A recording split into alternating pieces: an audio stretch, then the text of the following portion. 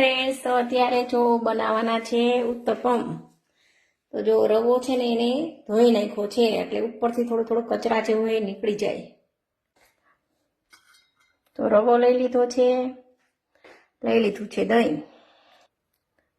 દહીંને રવાની અંદર એડ કરી દેવાનું છે અને બરાબર મિક્સ કરી દેવાનું છે.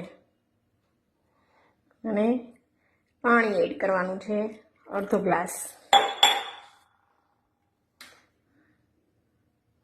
બરાબર મિક્સ કરી દેવાનું.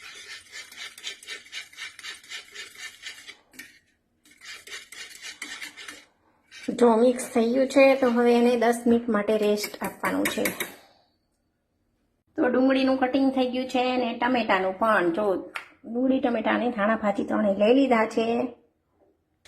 લઈ લીધું છે મીઠું, તે આ બેટરની અંદર એડ કરી દેવાનું છે અને બરાબર મિક્સ કરી દેવાનું છે.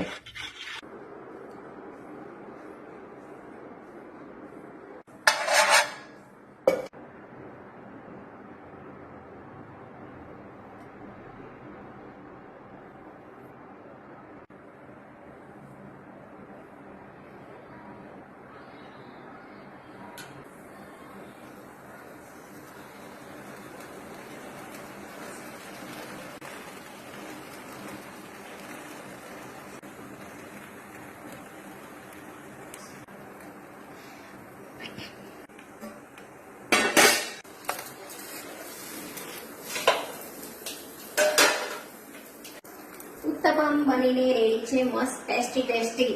ગરમા ગરમ ઉત્તપમ ખાવા આવી જાઓ.